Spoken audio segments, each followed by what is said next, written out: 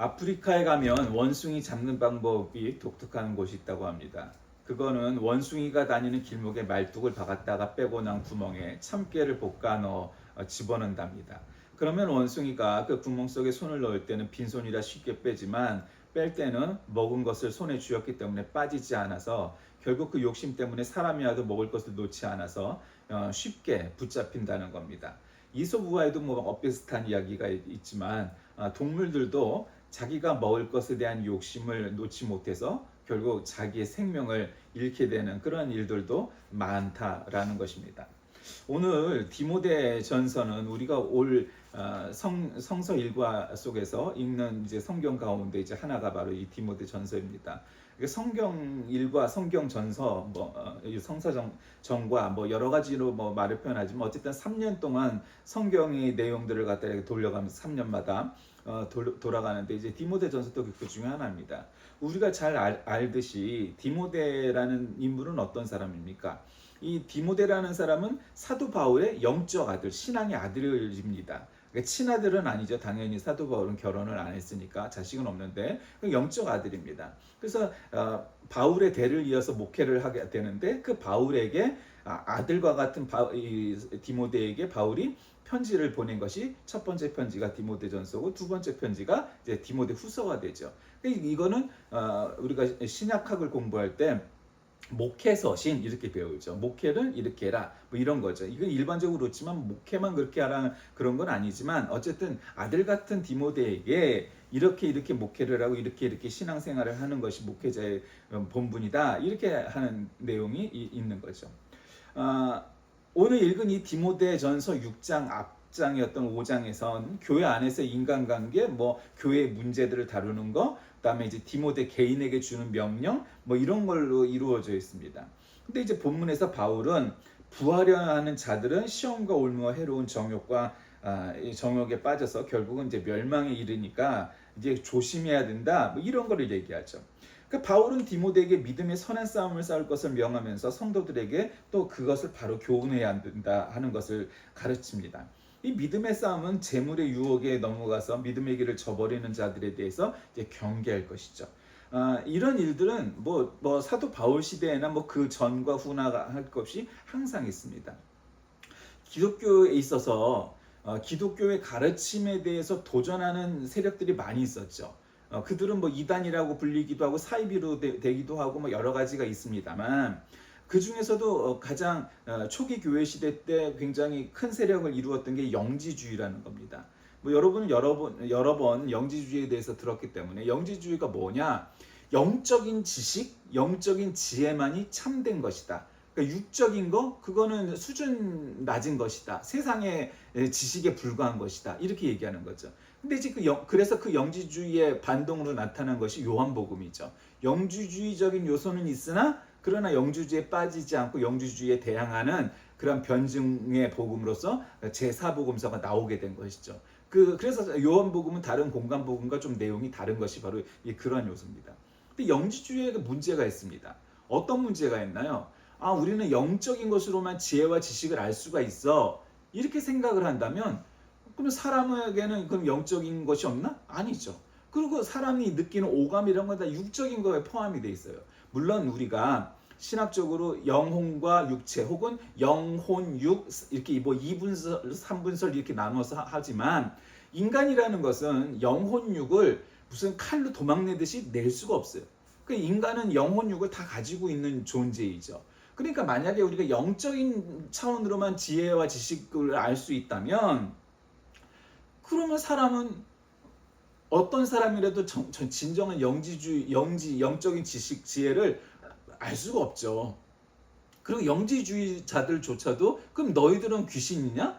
이런 비판에 휩싸이죠. 그 논리적인 모순이 생겨요. 그 영적인 차원의 지혜와 지식은 있을 수 있으나 그러면은 어느 누구도 그러면 귀신이 아닌데 인간인데 그 영지주의의 한계가 된 거죠. 그래서 어쨌든 굉장히 큰 도전은 됐으나 뭐 그렇게 끊임없이 유지가 되지는 않았습니다. 지금도 중동 여러 군데 가면 굉장히 영주주의의 후계 같은 그런 종파도 있긴 있어요. 굉장히 소수긴 하지만 그러나 어쨌든 그 사람들의 논리는 굉장히 한계가 있는 거죠. 인간이 영혼육을 구분할 수가 없는데 무슨 영적인 지혜와 지식만이 참다운 신앙적인 지식이냐, 이거를 구분할 수 없다는 거예요.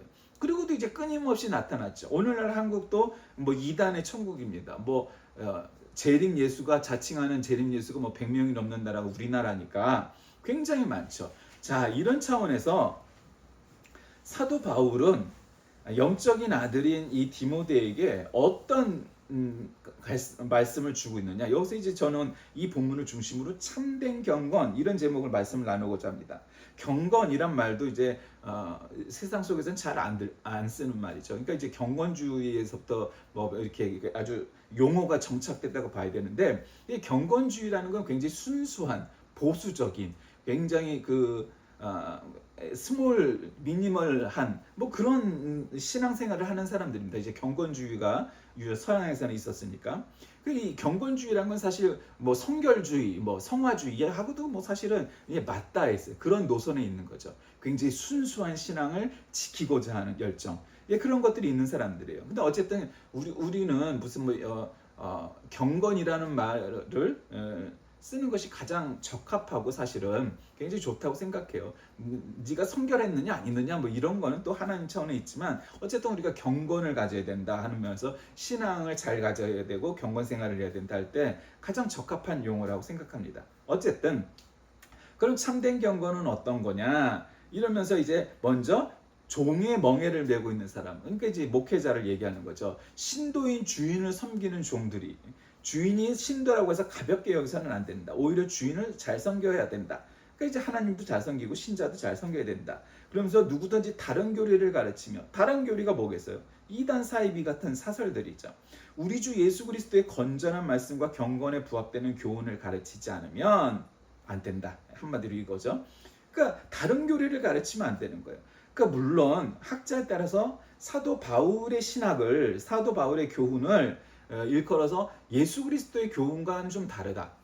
근데 이제 큰 차원에서는 다르다고 볼 수는 없고, 바울만의 신학이 있죠. 그러니까 바울 신학이 따로 존재하긴 해요. 그것만 연구하는 분들이 바울 신학을. 근데 어쨌든 그렇다고 해서 바울 신학이 예수 그리스도의 가르침에서 벗어나 있느냐, 그렇게 볼 수는 없고 좀 더 확장시켰고 발전을 시켰다, 이런 차원을 봐야 되는 거죠. 그러니까 이제 예수 그리스도 다음에 가장 큰 초기 교회 시대 신학자는 사도 바울이고, 그게 중세로 오면 어거스틴이 되는 거고, 뭐 이제 그 다음에 토마스 아퀴나스쯤 되는 거고, 이제 그게 오면 루터가 되는 거고, 깔뱅이 되는 거고, 웨슬리가 되는 거고, 뭐 이것이 이제 정통 기독교 신학의 위대한 변곡점을 맞이하게 했던, 획을 그었던 그런 신학적 흐름들의 인물들 아니겠습니까?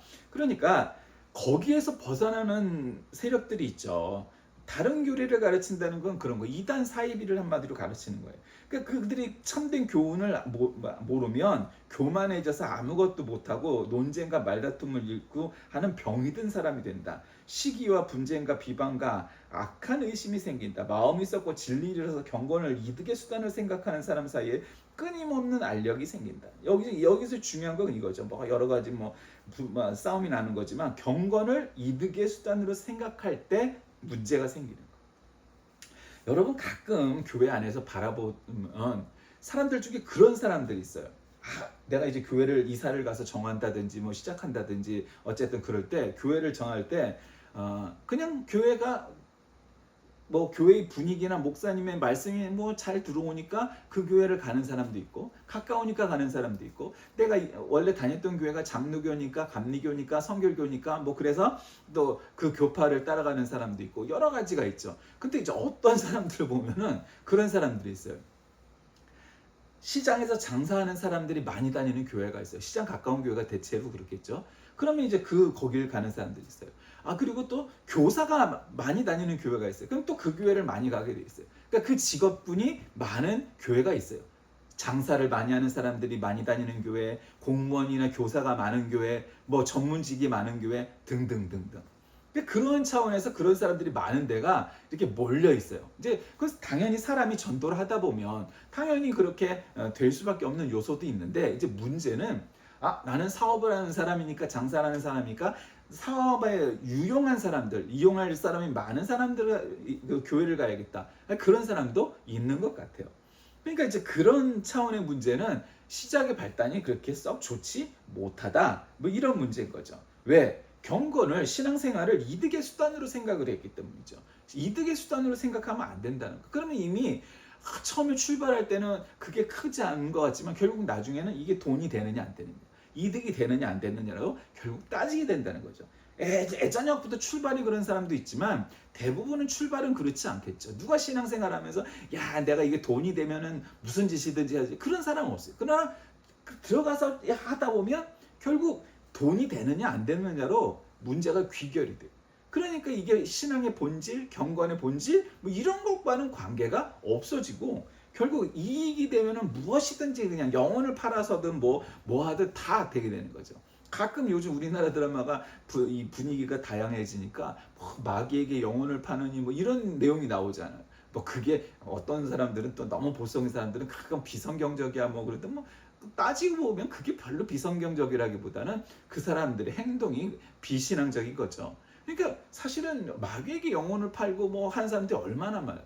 뭐 지금 현대 시대에도 그런 사람들 수도 없이 많이 보게 되죠. 왜? 내 이익이 되면은 경건 생활을 유지하고 이익이 되면 경건 생활을 포기하던 그 경건 생활이라는 마스크를 쓴 것뿐이지 지 돈 때문에 하는 사람들이 정치고 종교고 사회고 뭐 어디고 얼마나 많이 있어요. 그러니까 그거냐 아니냐가 굉장히 중요하다는 거예요. 그러니까 지 일속 때문에 지 뱃속 채우기 위해서 진리를 팔아넘기고 예수 그리스도를 부인하고 하는 자들이 너무 많은 거죠. 또 그런 시대가 온 거예요. 어느 분야든지 뭐 다방면으로 있잖아요. 그러니까 경건을 이득의 수단으로 생각하는 사람 사이에는 끊임없이 알력이 생긴다는 거죠.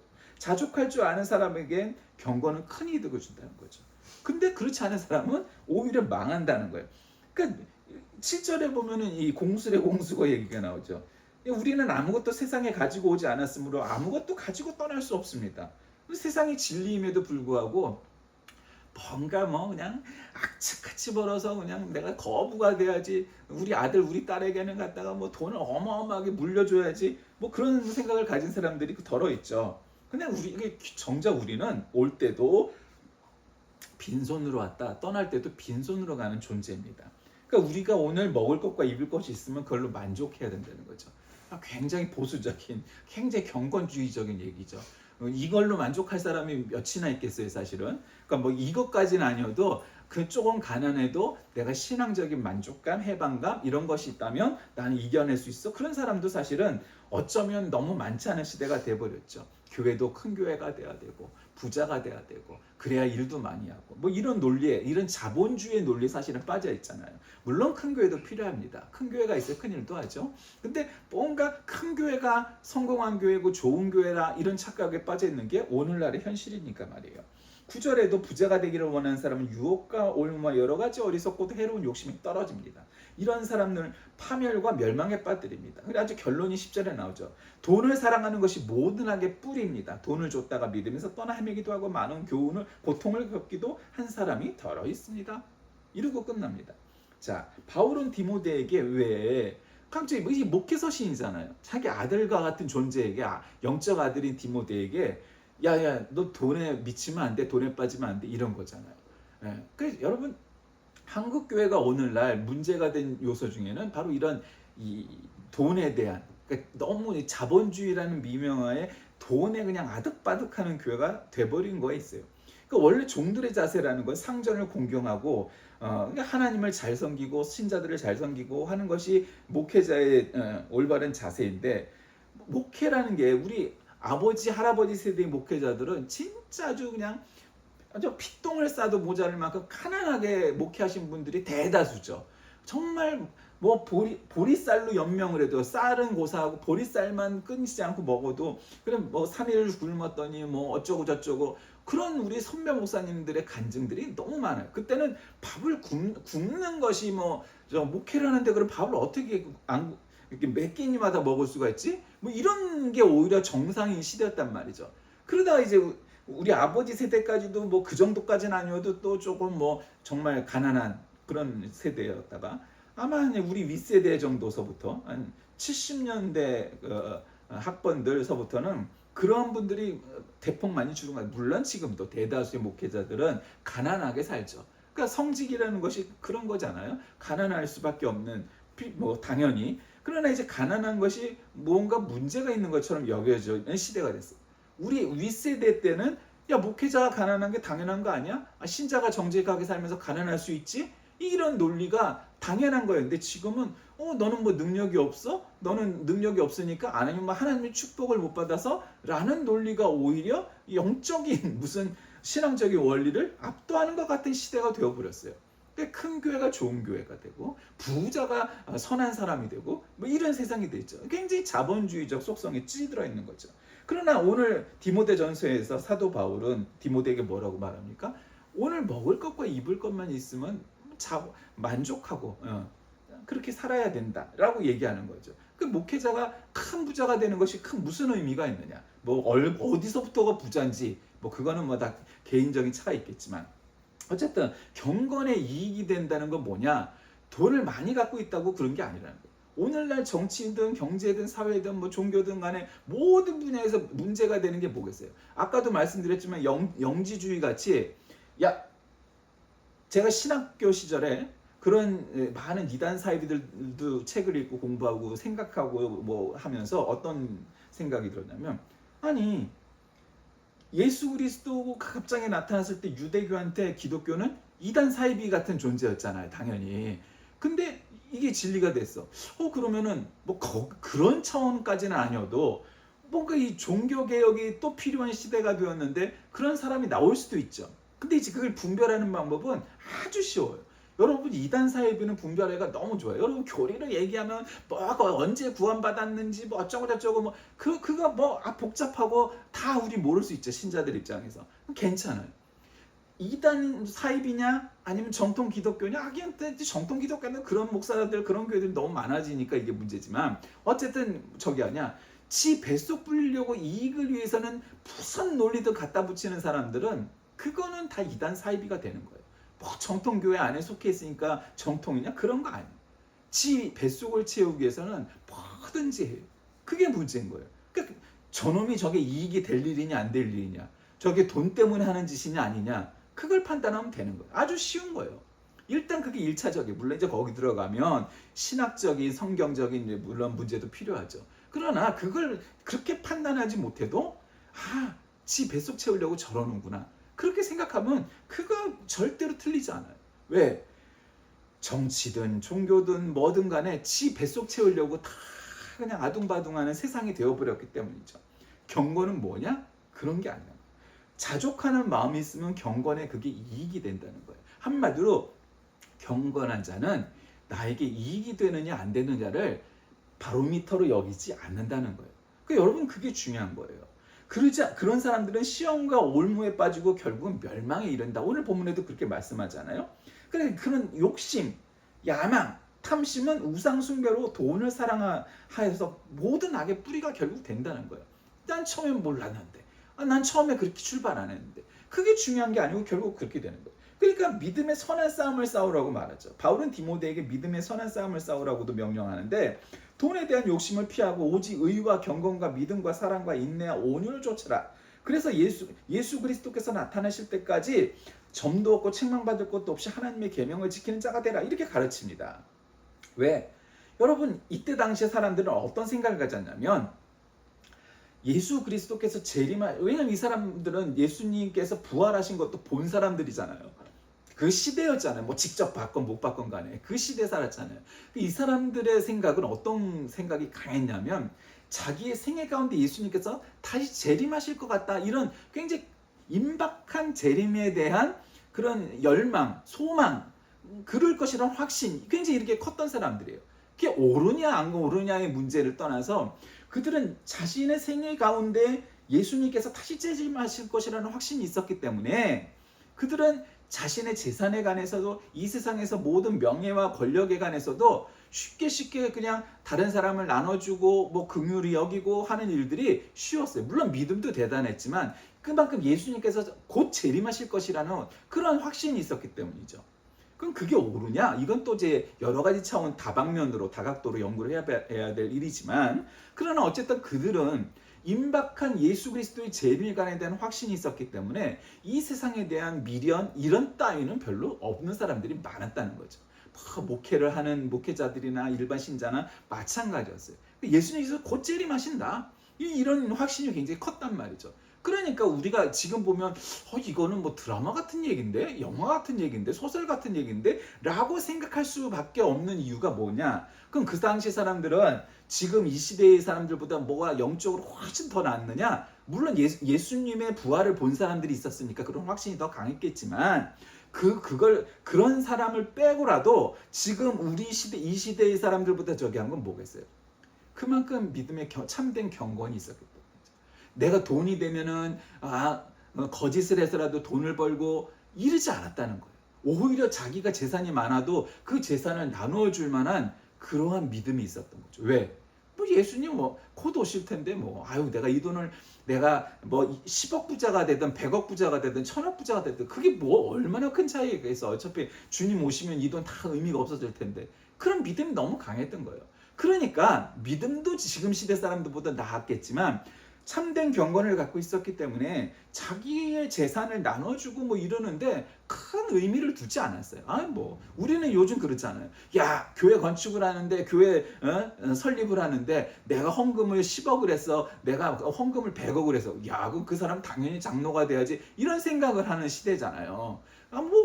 당연히 그렇겠죠. 근데 장로가 되려고 10억을 100억을 헌금하기도 하잖아요. 이제 그게 문제인 거죠. 하는 건 좋은데 장로가 되려고 10억 100억을 헌금하는 것이 아니라 교회를 사랑하고 주님을 사랑해서 10억 100억을 헌금을 하면 장로가 될 확률이 높겠죠. 요즘 시대에 그런 사람이 장로 안 되겠어요? 되겠지. 그러니까 장로를 아예 세우지 않는 교회가 생기는 이유가 뭐겠어요? 그런 쓸데없는 분란을 만들지 않으려고 그러는 거죠. 다 형제자매하고. 그건 지금 시대에만 생겼나요? 그렇지 않아요. 무교회주의, 퀘이커교도 이런 데 가면은 직분이 없어요. 목사도 장로도 권사도 집사도 없어요. 다 형제 자매예요, 그냥. 그러는 이유가 뭐겠어요? 그런 조직화된 교회를 만들면은 그런 문제가 생기니까 그냥 그런 게 없는 거예요, 다. 아예 다 똑같이 동등하게 하는 거죠. 어쨌든 이런 하나님이 부한자들에 대해서 주는 교훈이 뭐였어요? 그거는 재물을 많이 소유하고 있는 것 자체가 죄악은 아니죠. 여러분, 재물이 많은 게 죄가 아니에요, 여러분. 물론 그러나 부정한 방법을 통하여서 재산을 많이, 그것도 아주 어마어마한 거부가 되면은 그건 죄가 돼요. 그게 조금이어도 죄인데 크면 큰 죄가 아니겠어요?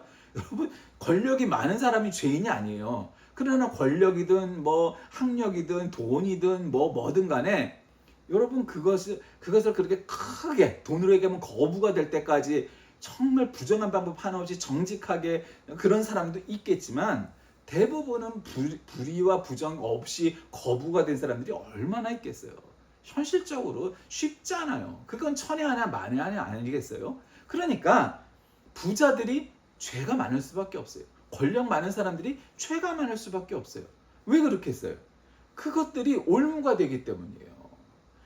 그게 큰 부자가 큰 죄인은 아니지만 그럴 확률이 높아지는 건 사실이에요. 필요 충분 조건이 되기 때문이죠. 오늘 이 본문은 성경 가운데서 재물과 관련하여서 가장 빈번하게 인용되면서도 잘못 인용되기도 쉬워요. 성경은 돈이 모든 악의 근본이라고 말하는 것이 아니라 돈을 사랑하는 것이 모든 악의 근본이라고 얘기하는 거예요. 그러니까 여러분 부자 되세요. 부자가 되는 건 굉장히 좋은 일이죠. 부자가 돼서 나쁜 일이 뭐가 있겠어요? 근데 문제는 그 어떻게 부자가 되느냐? 정직하게 부자가 돼야 되는 거예요. 그러면 돼요. 근데 문제는 정직하게 부자가 되는 사람들이 많으냐? 별로 없어요, 여러분. 10억 부자, 100억 부자만 돼도 이미 거기에 부정과 부패와 불법이 많잖아요. 얼마나 많이 보겠어요? 야, 털어서 먼지 안 나오는 사람은 어디 있어? 그렇죠. 그러니까 부자가 되는 게 중요한 게 아니라는 거예요. 성경은 돈이 모든 악의 근본이라고 말하는 것은 돈을 사랑하는 것이 모든 악의 근본이라고 말하는 거예요. 그래서 금전 자체가 좋은 거냐 나쁜 거냐 이렇게 거기 하는 게 아니라 몰같이하게 돈을 잘 벌어야 되는 거예요. 정직하게 벌어야 되는 거예요. 그런 거죠. 돈뿐만 아니라 권력도 그렇고 모든 세상적인 욕심 이런 것들이 적당하고 그것이 정직하면 문제는 안 되지만 그러나 그러기가 쉽지 않은 거죠. 그래서 금전욕은 결국 인간을 믿음에서 떠나게 해요. 여러분 오늘날 이단 사이비들의 이 공통점이 뭡니까? 교리가 문제가 아니에요. 그럴싸하고 사람도 홀리는 건 정통교회부터 잘하겠죠. 우리 정통교회 안에도 이단 사이비 같은 존재들이 너무 많잖아요. 그들을 구분하는 건 뭐예요? 돈 욕심이에요. 돈 지배속 채우려고 어떻게 하면 장사해갖고 어떻게 하면 헌금을 끌어내요, 어떻게 하면 지가 부자가 되려고 하는 목사들이 너무 많아요. 그게 결국 죄가 되는 거죠. 문제가 되는 거죠. 자기를 망치고 남도 망치게 하는 거예요. 참된 경건이란 돈에 관해서 나는 담 쌓고 사니까 나는 돈 한 푼 없어도 살아, 그렇게 살려는 거 아니에요. 그러나 과한 욕심을 가지고 내 필요한 것 이상으로 큰 부자가 되는 것, 그래서 큰 부자가 되기 위해서 부정과 불의와 이런 것도 전혀 개의치 않고 살아가는 것 자체가 결국 죄가 되는 거예요. 여러분 돈 욕심이 사람에게 돈이 얼마나 좋아요. 돈 좋죠. 그러니까 돈이 좋은 거고 필요한 거고 유용한 거고 요긴한 거니까 여러분 우리 아플 때 돈이 많은 사람들은 얼마나 큰 걱정 안 하잖아요. 돈부터가 걱정이 되면 굉장히 문제가 된다 이 말이죠. 그런데 문제는 돈은 요긴하고 굉장히 소중한 건데 돈을 하나님보다 더 사랑하면 그때부터 그건 이단 사이비가 되는 거예요. 그거는 부패하게 마련인 거예요. 그래서 죄의 뿌리를 거기서부터 시작하는 거예요. 그러니 중요한 건 뭐겠어요? 돈을 돈으로 보는 게 아니고 그냥 수단으로 봐야 되는 거예요. 하나님을 사랑하는 데 있어서 부차적인 요소, 3차적인 요소지 하나님보다 돈을 더 사랑할 때 결국 과욕이 되고 문제가 되는 겁니다. 말씀을 정리합니다. 바울은 부하려 하는 자들, 돈을 사랑하는 자들을 경계하죠. 그 부하려 하는 자들은 인간 공영의 법칙을 무시하고 이웃에 대한 착취와 불의를 만드는 거예요. 그러니까 이런 사람들이 너무 많으니까 공산주의 같은 사상이 나오는 거예요. 야, 누가 부자가 되려고 이런 죄 짓지 말고 다 똑같이 우리 그냥 먹고 살자. 그럼 거기에는 부자가 없고 권력자가 없겠어요? 공산주의에는? 거기도 있잖아요. 논리적인 모순이 또 되는 거예요. 공산주의 해도 다 똑같지 않아요. 근데 이제 그들의 주장은 그런 거죠. 야, 몇몇은 그래도 대부분은 우리 다 똑같이 먹잖아. 똑같은 집에 살고 똑같은 차 사고 똑같이 배급 주고. 그러니까 얼마나 자본주의보다 우리가 훨씬 더 훌륭하지 않냐? 그래서 사실은 우리는 체감하지 못하지만 어떤 사람의 그 고백을 들으니까 자기는 이제 한국으로 귀한 사람인데 자기 부모 세대는 소련 시대에 살다가 40대에 러시아로 바뀌었단 말이에요. 그런데 이게 40대니까 젊지도 않고 늙지도 않고 애매한 세대가 돼버린 거예요. 그래서 이 공화국이 바뀌어버리니까 공산주의에서 자본주의가 되니까 뭘 해야 될지 몰라서 어정쩡하게 되니까 이 사람들이 소련 시대의 공산주의, 사회주의 경제를 그리워한다는 거예요. 그때는 고민 안 해도 됐었는데 이런다는 거예요. 그러니까 그런 사람이 있을 수도 있죠. 그러니까 그 주장이 옳다는 게 아니라 그만큼 공산주의 사회라는 것도 그게 공평할 리가 없잖아요. 여러분 자본주의가 문제겠어요? 공산주의가 문제겠어요? 사람이 문제예요. 어떤 체제를 갖고 있던 사람의 욕심으로 인해서 거기에서 어떻게 하면 길을 쓰고 지 뱃속 부지려고 이익을 위하려고 하는 존재들이 있어요. 그러니까 완벽한 제도란 있을 수가 없는 거예요. 그러니까 바울은 부하려고 하는 자들, 즉 돈을 사랑하는 자들을 경계합니다. 왜? 돈을 사랑하는 것이 결국 모든 죄의 뿌리가 되고 종교, 신앙도 그다음에 세상적인 것도 모든 것도 다 자기 욕망으로 인해서 그 죄의 뿌리가 커져서 결국 망치게 되게 마련이다라는 거죠. 그러니까 부자가 되는 건 좋은 일이지만 선한 부자, 정직한 부자 되는 거는 쉽지 않은 일이기도 하거니와 그러지 않으면 그 부가 그 권력이 그 학식이 어떤 세상적인 것도 다 무가치하게 되고 오히려 나를 망치게 되고 잡아먹게 된다는 거예요. 정당한 노력으로 얻은 분은 칭찬받아 마땅한 일이지만 불의와 타인을 이용하거나 남의 것을 함부로 빼앗아서 얻는 것은 자랑거리가 아니라 오히려 죄죠. 그 악행에 대해서 하나님이 징벌하실 거예요. 세상 사람들은 세상에서 가장 좋아하는 게 뭘까요? 그건 돈이에요. 하나님이 아니에요. 그러니까 우리가 세상 사람들이 신앙을 안 갖는 이유도 교회 헌금 안 하려고 다른 사람한테 나눠주기 싫어. 그런 양심의 가책을 느끼잖아. 그러니까 돈이 하나님이에요.